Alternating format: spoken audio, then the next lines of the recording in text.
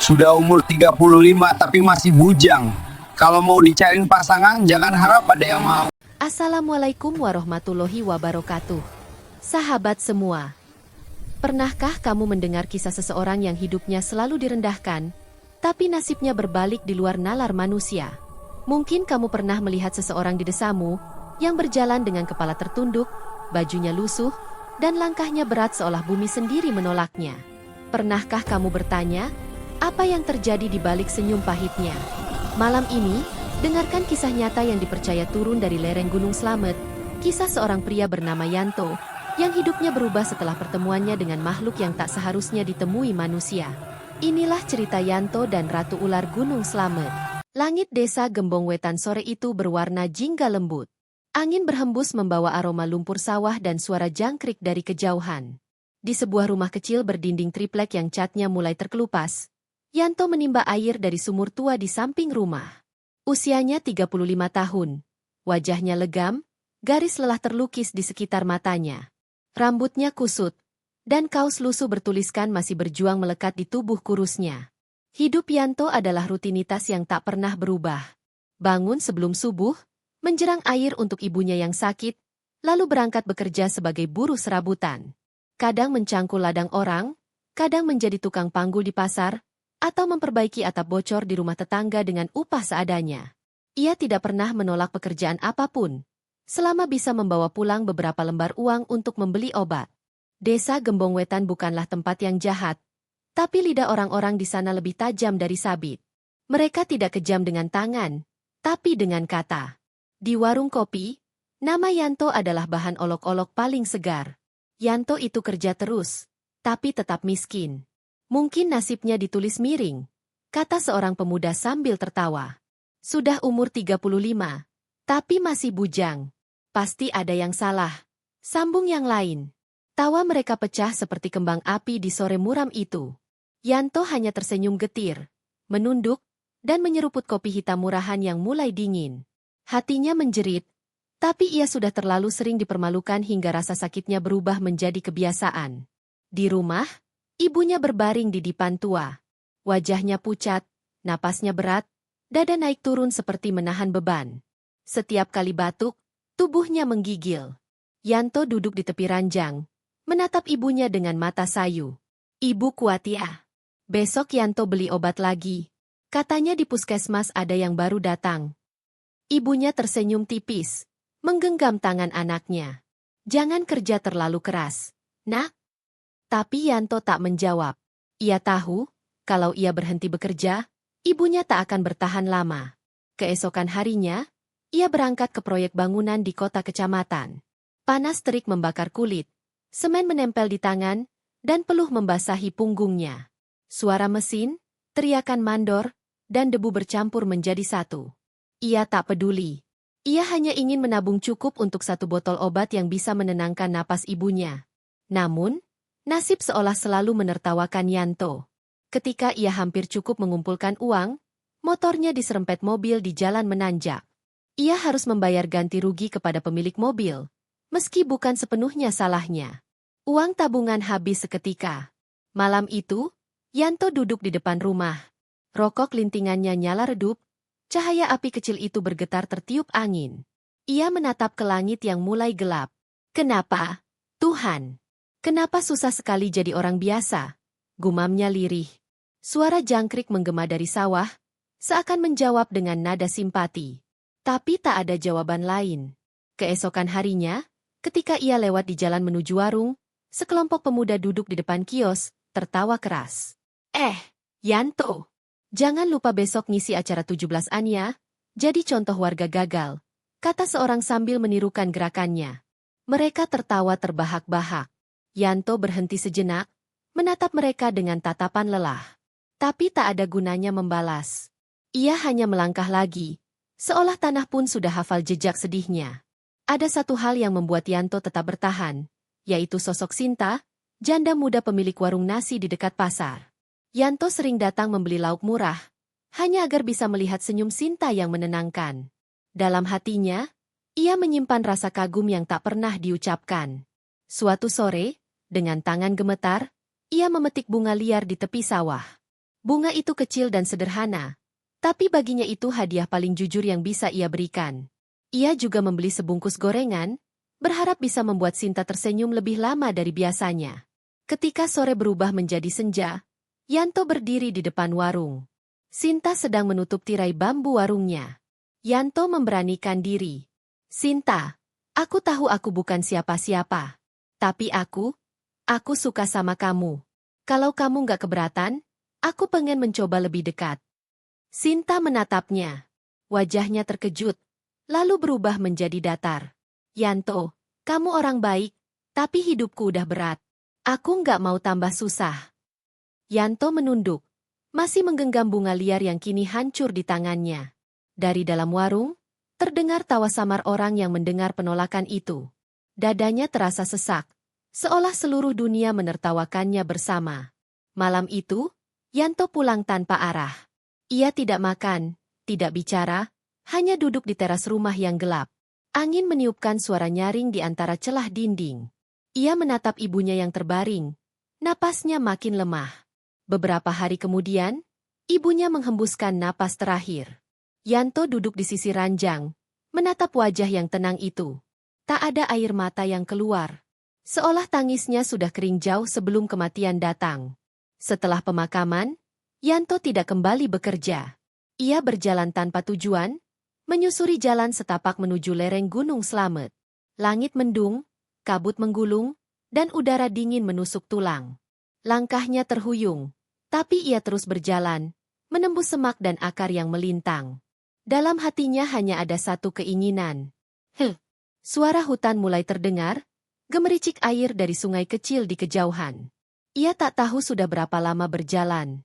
Dunia terasa sunyi, dan pikirannya mulai kosong. Di sebuah celah batu besar, ia beristirahat, memejamkan mata. Angin malam berhembus lembut, membawa aroma tanah basah. Di kejauhan, terdengar suara samar. Suara lembut, seperti seseorang yang memanggil namanya. Yanto. Ia membuka mata perlahan. Tapi tak ada siapa-siapa. Hanya kabut yang menari pelan di antara pepohonan tinggi. Yanto menarik napas panjang, tapi pandangannya mulai kabur. Tubuhnya goyah, lalu ambruk di tanah. Dunia menjadi gelap. Kabut menelan segalanya. Dan di balik kabut itu, sesuatu sedang memperhatikan dirinya. Mata Yanto terbuka perlahan. Kabut di hutan lereng Gunung Slamet masih menebal, menutupi hampir seluruh pepohonan tinggi. Tubuhnya dingin, kedinginan, dan sakit seluruh anggota badan terasa menusuk. Ia menatap tanah basah di sekelilingnya, daun-daun yang remuk karena langkahnya, dan ranting yang patah di bawah kaki. Tapi rasa sakit fisik itu kalah kecil dibanding rasa sesak di dada. Ibunya telah tiada, dan ia belum sempat menolongnya dengan obat yang ia impikan. Yanto berdiri dengan susah payah, tangan menggenggam saku celana untuk menenangkan dirinya. Hatinya masih membara oleh rasa bersalah, dan pikirannya berputar tanpa henti. Seandainya aku lebih cepat. Seandainya aku punya cukup uang. Seandainya aku tak terlalu lamban. Suara-suara itu terus mengulang di kepala, seperti mantra yang menyiksa. Ia mulai berjalan lagi, tapi kali ini langkahnya lebih berat. Ia menuruni jalan setapak yang licin, rintik hujan malam sebelumnya masih menempel di tanah, membuat sepatu dan sandal jepitnya lengket. Setiap kali kakinya tergelincir, ia hampir jatuh, tapi selalu berhasil menahan diri. Di tengah perjalanan, Yanto menemukan sebuah pohon besar dengan akar yang menjalar di mana-mana. Ia duduk di sana sejenak, menarik napas panjang, dan menatap ke kejauhan. Malam menutup lereng gunung, angin dingin menembus baju tipisnya. Ia merasakan hampa yang dalam, bukan hanya kehilangan ibunya, tapi juga rasa sakit akibat dihina dan ditolak oleh orang-orang di desanya. Hidupnya seolah bertumpuk masalah tanpa jeda. Ia ingat betapa orang-orang desa selalu mengejeknya. Di warung kopi, di pasar, bahkan di sawah tetangga. Bujang lapuk, mereka memanggilnya. Kerja keras tapi miskin, masih bujang juga. Semua ejekan itu kini terasa tajam, menusuk jauh ke dalam hati. Namun, di tengah kegelapan itu, ada sesuatu yang membuatnya tetap berdiri. Kenangan tentang ibunya, senyum lemah yang tetap ada meski sakit, tangan yang selalu menepuk kepalanya dengan lembut, suara yang menenangkan, memberikan satu tujuan sederhana tapi kuat. Ia ingin menepati janji terakhirnya. Ia ingin ibunya bisa tenang jika melihatnya berhasil. Jika ia bisa membuktikan bahwa hidupnya tidak sia-sia. Dengan tekad itu, Yanto kembali melangkah. Ia menyusuri aliran sungai kecil yang membelah hutan, kaki menapaki batu basah, mendengar gemericik air seperti detak jam yang memperingatkan waktu. Ia tidak tahu seberapa jauh ia berjalan, tapi ada dorongan yang tak bisa dihentikan. Dorongan untuk bertahan, untuk berjuang, untuk menebus rasa bersalahnya. Malam berganti dini hari. Angin semakin kencang, dan kabut mulai menipis sedikit demi sedikit. Yanto menemukan sebuah gua kecil di tepi sungai, tempat ia memutuskan untuk beristirahat sejenak. Tubuhnya lelah, perut keroncongan, dan luka-luka kecil dari ranting dan batu mulai terasa perih. Namun matanya masih terbuka, menatap ke arah mulut gua seolah menunggu sesuatu yang tak ia mengerti. Di sana, saat ia menatap ke dalam kegelapan gua, suara samar terdengar lagi. Tidak seperti suara angin atau binatang hutan. Ini terdengar seperti bisikan halus, hampir seperti kata namanya, Yanto. Ia menegakkan badan, jantung berdegup kencang. Tapi rasa takut tidak langsung muncul. Sebaliknya, ada rasa penasaran dan sedikit harapan. Ia tidak tahu siapa atau apa yang memanggilnya. Tapi hatinya berkata, mungkin ini awal dari sesuatu yang bisa mengubah hidupnya. Malam itu Yanto duduk dengan punggung menempel di dinding gua, memejamkan mata, dan membayangkan ibunya tersenyum melihatnya berhasil menepati janji. Hatinya bertekad, apapun yang terjadi di depan, ia tidak akan menyerah. Ia tidak peduli dingin, gelap, atau hinaan yang menunggunya di desa. Di tengah gelap, suara air di sungai mengalir deras, seolah menuntunnya lebih jauh ke dalam hutan. Yanto merasakan sesuatu yang aneh. Sebuah energi yang sulit dijelaskan, tetapi hangat dan menenangkan. Ada bisikan yang lebih jelas, lebih lembut dari malam sebelumnya. Seakan ada mata yang menatapnya dari kegelapan dan memberinya keberanian. Ia bangkit, langkahnya mantap, meninggalkan gua kecil itu. Hatinya masih berat, tetapi tekadnya semakin kuat. Ia tidak tahu nasib apa yang menunggu, tetapi satu hal pasti, ia harus terus melangkah. Tidak ada jalan mundur. Tidak ada tempat untuk menyerah. Saat kabut mulai menipis, di kejauhan terlihat cahaya lembut yang menembus pepohonan. Bukan cahaya dari manusia, bukan dari api unggun, tapi seperti sinar bulan yang jatuh ke tanah. Yanto merasa ada sesuatu menunggunya di sana, sesuatu yang bisa merubah hidupnya. Dan tanpa ia sadari, langkahnya yang berat itu perlahan membawa Yanto ke arah pertemuan yang akan mengubah seluruh nasibnya. Sesuatu yang tak pernah ia bayangkan. Sesuatu yang berada di luar dunia manusia biasa. Pagi itu desa Gembong Wetan tampak sama seperti biasanya.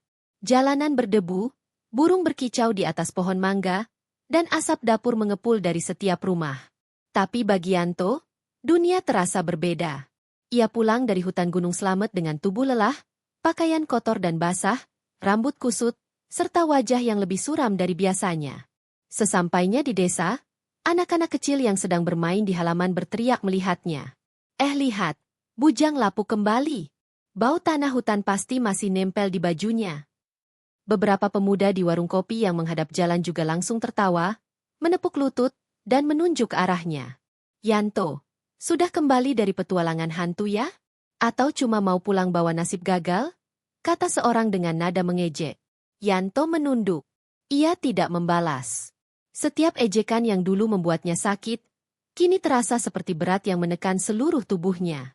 Ia berjalan cepat, menunduk agar tidak terlihat, dan hanya ingin segera sampai rumah. Tapi ejekan itu mengikuti langkahnya, seperti bayangan yang tak pernah pergi. Di pasar, situasinya tidak lebih baik. Penjual sayur, yang biasanya ramah, kini hanya menatapnya sinis. Kerja keras tiap hari tapi tetap miskin. Ya Yanto? Apa kau tidak capek diolok-olok begitu? Seorang tetangga paruh baya menepuk pundaknya sambil tertawa. Sudah umur 35, tapi masih bujang. Kalau mau dicariin pasangan, jangan harap ada yang mau. Hatinya terasa hancur, tapi ia menahan diri. Yanto sadar, marah atau membalas ejekan tidak akan mengubah keadaan. Ia hanya ingin pergi, tapi tak ada tempat di desanya yang bisa memberinya ketenangan. Di tengah hinaan itu, Kenangan tentang ibunya yang baru saja meninggal kembali menghantamnya. Ia teringat tangan ibunya yang lemah menepuk kepalanya, suara lembut yang selalu menenangkannya, dan senyum tipis yang menandakan segala sesuatu akan baik-baik saja. Kini semua itu hilang. Yanto melangkah ke sawah miliknya yang kecil. Tanahnya kering, pepohonan menua, dan sumur di sudutnya hampir kering. Ia duduk di tepi sawah, menatap langit abu-abu, dan menarik napas panjang. Setiap kali ia berpikir untuk menyerah, rasa sakit itu terasa seperti gelombang yang menenggelamkan seluruh tubuhnya. Namun di balik semua hinaan itu, Yanto tetap memiliki satu tujuan, membuktikan bahwa hidupnya tidak berakhir di ejekan orang lain. Ia ingin membuktikan bahwa meski dihina, meski miskin, ia masih bisa bangkit. Sore hari, ia mencoba mendekati Sinta, wanita yang pernah menolaknya. Hatinya penuh harapan kecil, seolah mungkin senyum Sinta bisa sedikit menenangkan beban di dadanya. Tapi ketika ia mendekat, Sinta menatapnya dengan tatapan datar. "Yanto, aku bilang aku tidak mau. Jangan ganggu aku lagi," katanya dingin. Hatinya remuk. Ia menunduk, dan saat itu suara tawa dari beberapa pemuda yang duduk di dekat warung terdengar.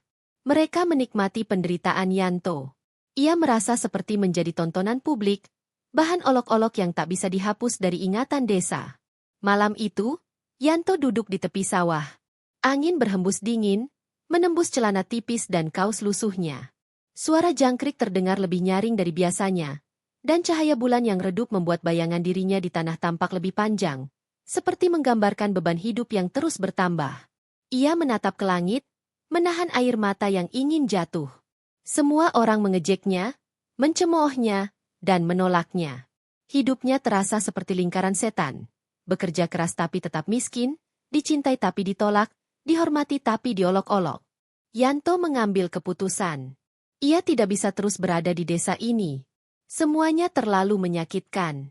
Ia harus pergi. Pergi jauh, mencari tempat di mana hinaan dan ejekan tidak bisa menemukannya. Tempat di mana ia bisa menenangkan diri dan menemukan jawaban atas hidupnya yang penuh luka. Tanpa berpamitan, Yanto meninggalkan desa di tengah malam.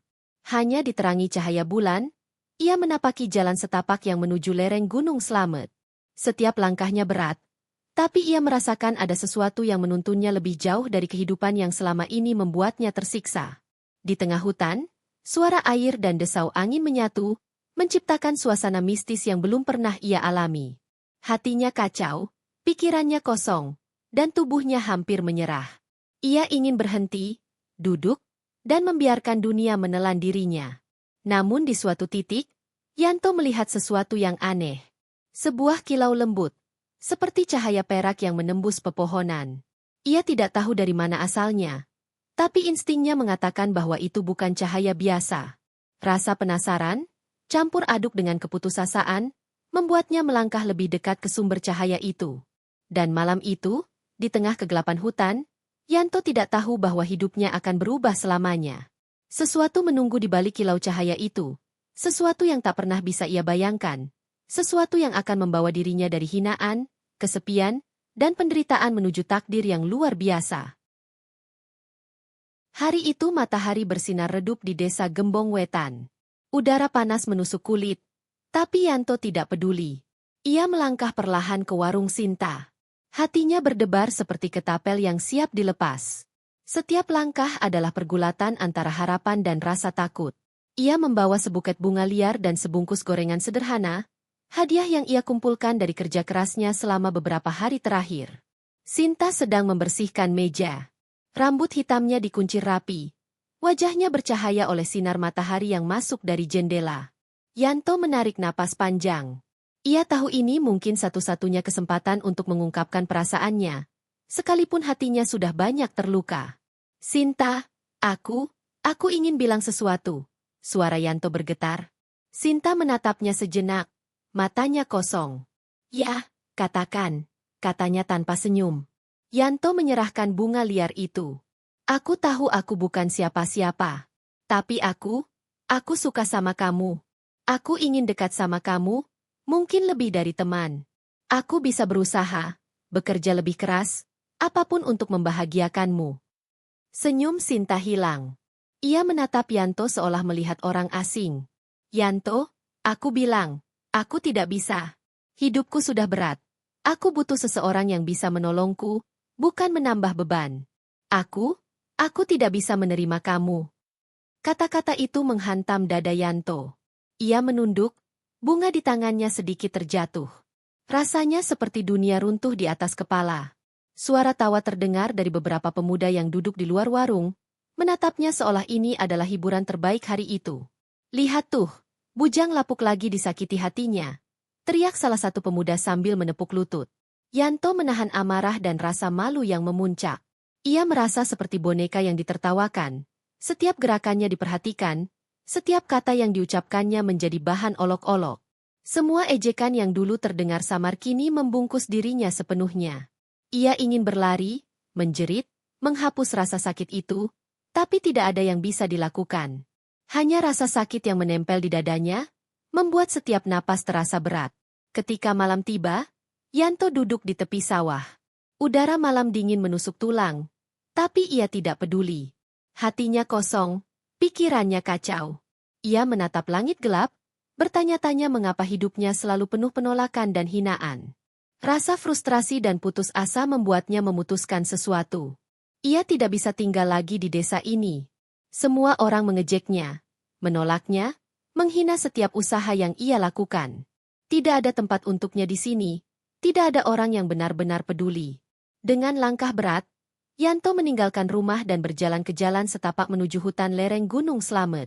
Cahaya bulan samar menembus pepohonan, membimbingnya melewati akar dan batu licin.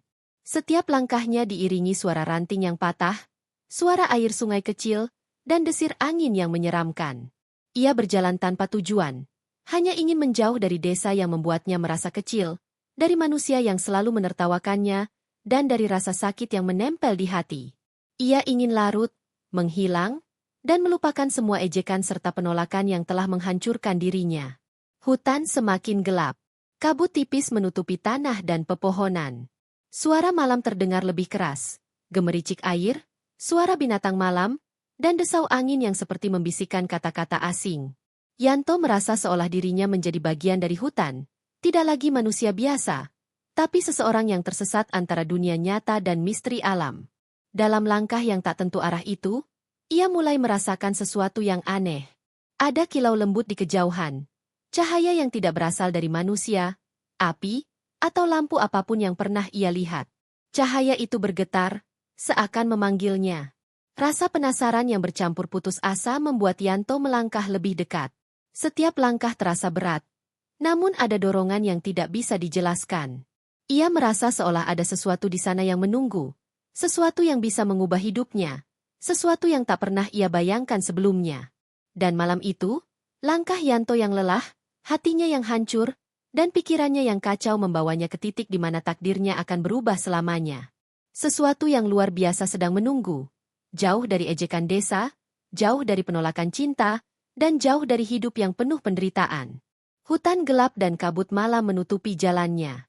Suara air yang mengalir, desau angin, dan gemerisik dedaunan menyatu menjadi simfoni misterius.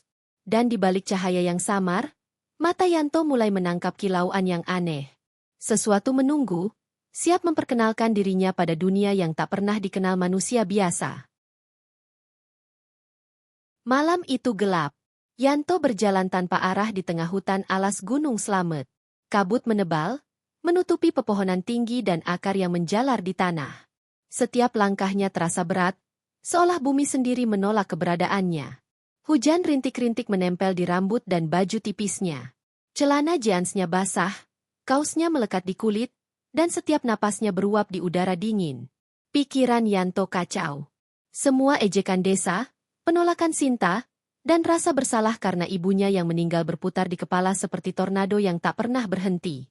Ia menatap tanah, menatap akar yang menjalar, batu yang licin, dan bayangan pepohonan yang bergoyang ditiup angin. Dunia seolah menindasnya. Ia terus melangkah. Tidak tahu sudah berapa lama berjalan, tidak tahu jalan mana yang benar, dan tidak peduli apakah ia akan tersesat selamanya. Tujuannya hanya satu, menjauh dari segala hal yang membuatnya sakit, dari manusia yang menertawakannya, dari masa lalu yang menindasnya. Langit malam tertutup awan tebal. Suara binatang malam terdengar dekat dan jauh, bergantian seperti menertawakan langkah Yanto yang putus asa. Sesekali ranting patah di bawah kakinya, menimbulkan suara keras yang membuat jantungnya berdegup cepat. Di tengah hutan, ia menemukan sebuah sungai kecil. Airnya jernih, mengalir perlahan melewati batu dan akar. Yanto duduk di tepi sungai, tubuhnya gemetar. Tubuhnya lelah, perutnya kosong, dan hatinya hancur. Ia menundukkan kepala, menatap air yang mengalir, seolah air itu bisa membawanya pergi dari dunia yang menyakitkan ini. "Kenapa hidupku selalu seperti ini?" gumamnya lirih. Suara itu tenggelam di antara gemerisik daun dan desau angin. Tidak ada jawaban. Hanya kesunyian malam yang dingin dan menekan. Yanto berdiri perlahan, mengusap wajahnya dengan tangan basah. Ia merasa seperti orang yang hilang di dunianya sendiri. Seperti boneka yang tersesat di alam semesta yang tidak peduli. Tapi di dalam hatinya, ada dorongan samar. Dorongan yang mengatakan, mungkin masih ada sesuatu di luar dunia ini yang bisa mengubah hidupnya. Sesuatu yang menunggu untuk ditemukan. Ia melanjutkan langkahnya ke dalam hutan yang lebih dalam. Akar-akar besar menyulitkan jalannya, tanah licin membuatnya hampir terjatuh berkali-kali. Tubuhnya gemetar, dan rasa lapar mulai menyerang. Tapi pikiran tentang masa depan yang mungkin lebih baik membuatnya tetap melangkah. Di tengah malam, ia melihat cahaya samar di kejauhan. Bukan lampu manusia, bukan api unggun, tapi cahaya lembut berwarna perak yang berkilau seperti bulan jatuh ke tanah. Yanto mendekat perlahan. Jantungnya berdegup kencang, rasa takut bercampur dengan penasaran yang belum pernah ia rasakan. Setiap langkah semakin mendekat, cahaya semakin terang, dan udara di sekitarnya terasa hangat meski malam tetap dingin. Ada sesuatu yang berbeda di sini. Tidak seperti desa yang penuh ejekan, tidak seperti pasar yang menolak, dan tidak seperti warung yang menolak cintanya. Ada kedamaian aneh, dan rasa penasaran yang sulit dijelaskan. Yanto semakin dekat, dan di balik cahaya perak itu, ia melihat sosok yang membuatnya terhenti. Sosok seorang perempuan cantik dengan kulit seputih kabut pagi, rambut hitam panjang terurai, dan mata berkilau kehijauan. Tubuh bagian bawahnya adalah ular besar bersisik perak, yang melingkar dengan anggun di antara akar pohon dan batu. Yanto terpaku. Hatinya berdegup tidak menentu. Ia merasa takut, tapi juga damai. Sosok itu menatapnya dengan mata tajam tapi lembut. Ada aura yang membuatnya merasa aman, sekaligus penasaran. Perempuan itu berkata dengan suara lembut yang menembus kesunyian hutan. "Yanto, aku menunggumu." Yanto menelan ludah. Tubuhnya gemetar, tapi ia tidak bergerak mundur. Ada sesuatu di dalam dirinya yang membuatnya tetap di tempat. Sesuatu yang mengatakan bahwa hidupnya akan berubah selamanya malam itu. Yanto berdiri terpaku di tengah kabut.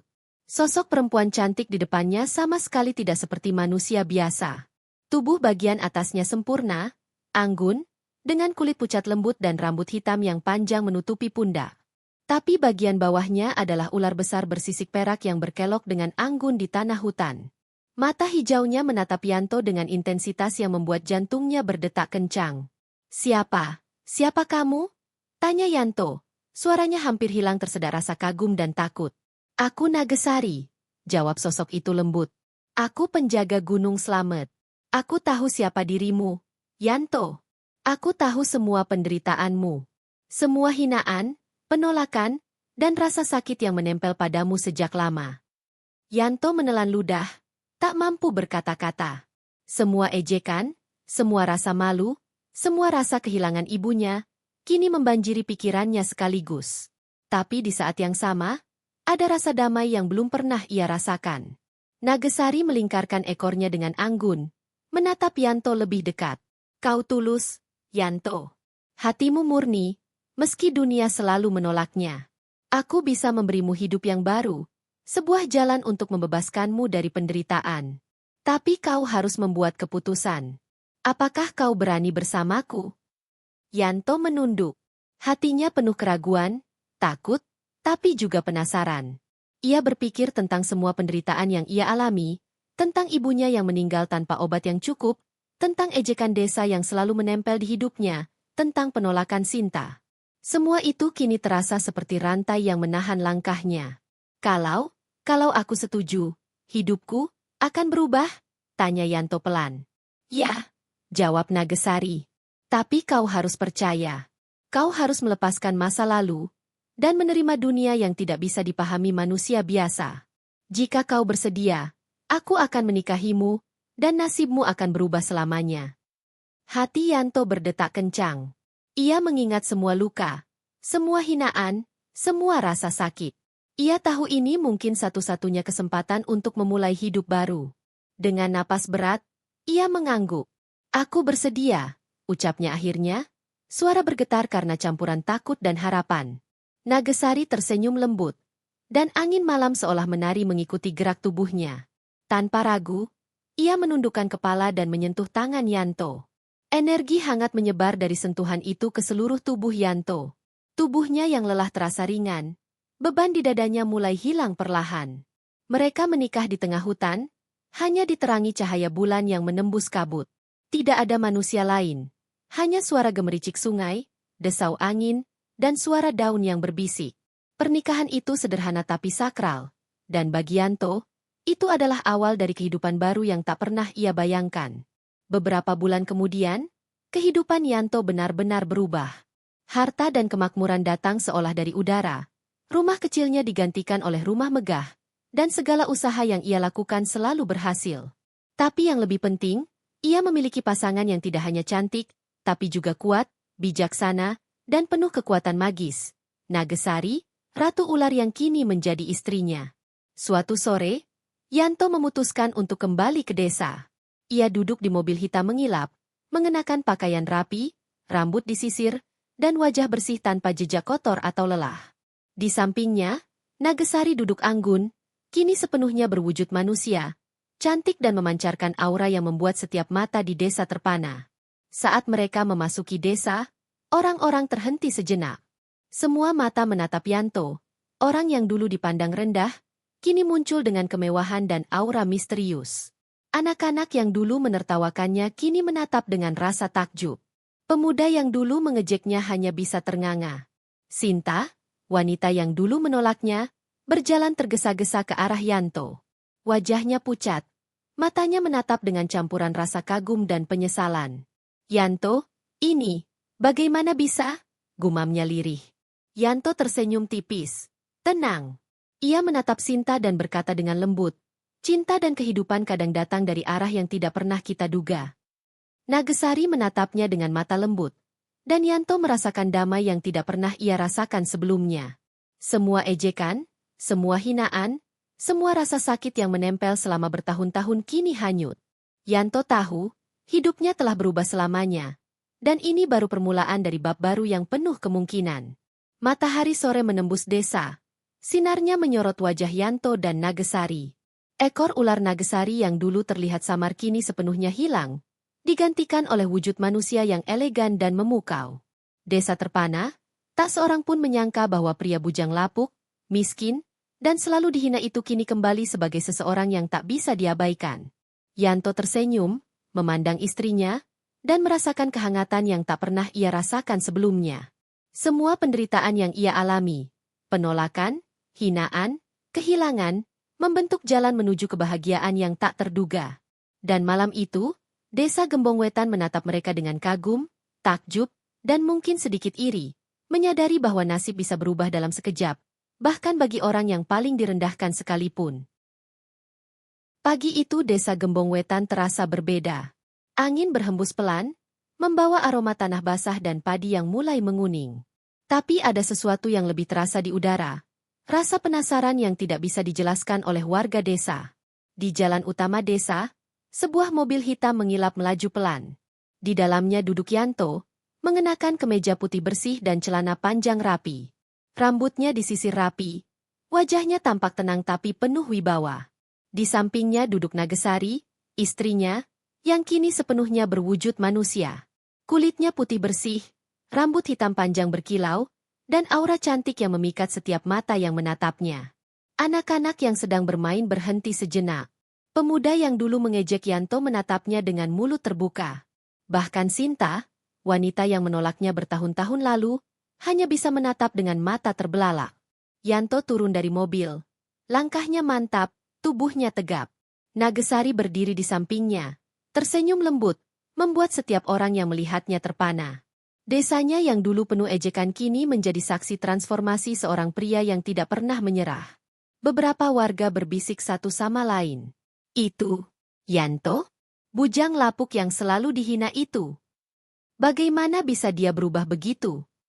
Sinta berjalan mendekat, wajahnya pucat, tangan sedikit gemetar. Yanto, aku salah menilaimu, katanya lirih. Yanto menatapnya dengan tenang, senyumnya lembut tapi tegas. Cinta dan penghargaan tidak bisa dibeli dengan penyesalan, Sinta. Tapi aku berharap kau bisa belajar dari semuanya. Nagesari menggenggam tangan Yanto. Ada cahaya hangat di antara mereka yang membuat semua orang merasa kagum sekaligus takut sedikit terhadap kekuatan yang terpancar. Semua ejekan, semua hinaan, semua masa lalu yang menindas Yanto kini hilang. Desa yang dulu mengejeknya kini menyadari satu hal penting. Seseorang yang dianggap rendah atau gagal bukan berarti tak mampu bangkit. Yanto menjadi simbol harapan. Bukti bahwa ketulusan hati dan keberanian menghadapi penderitaan bisa membuka jalan menuju keberhasilan yang luar biasa. Yanto dan Nagesari memasuki rumah baru mereka, rumah yang megah, dengan taman hijau, dan jendela besar yang memantulkan cahaya matahari. Semua yang dulu Yanto impikan kini menjadi nyata. Ia tidak hanya kaya secara materi, tapi juga menemukan cinta sejati dan kedamaian yang selama ini ia cari. Orang-orang desa menatap dari kejauhan, takjub dan terheran. Beberapa menunduk malu karena dulu pernah menertawakannya. Sinta, yang dulu menolak cintanya, berdiri terpaku di depan gerbang rumah. Penyesalan jelas terlihat di wajahnya. Ia menatap Yanto dan Nagesari yang berdiri di teras, tersenyum bahagia, penuh kehangatan dan cinta yang tak tergoyahkan. Yanto tidak berbicara banyak. Ia hanya menatap istrinya, merasakan kebahagiaan yang tidak pernah ia bayangkan selama bertahun-tahun. Semua penderitaan yang ia alami, semua hinaan, penolakan, dan kehilangan ibunya kini menjadi bagian dari perjalanan yang membentuk dirinya menjadi pribadi yang lebih kuat, tegas, dan bijaksana. Malam tiba, dan lampu-lampu rumah mereka menyala, memantul di permukaan jalan desa. Yanto dan Nagesari duduk di teras, menatap bintang-bintang. Angin malam berhembus lembut, membawa aroma sawah dan pepohonan. Desa yang dulu memandang rendahnya kini hanya bisa menatap mereka dengan kagum. Hidup Yanto telah berubah. Dari seorang pria miskin, selalu direndahkan, dan ditolak, ia kini menjadi sosok yang dihormati, kaya, dan dicintai oleh seorang ratu yang luar biasa. Semua orang di desa menyadari satu hal, takdir kadang bekerja dengan cara yang paling tidak terduga. Dan di tengah malam yang hening itu, Yanto tersenyum. Ia menatap Nagesari yang duduk di sisinya, merasakan kehangatan dan cinta sejati.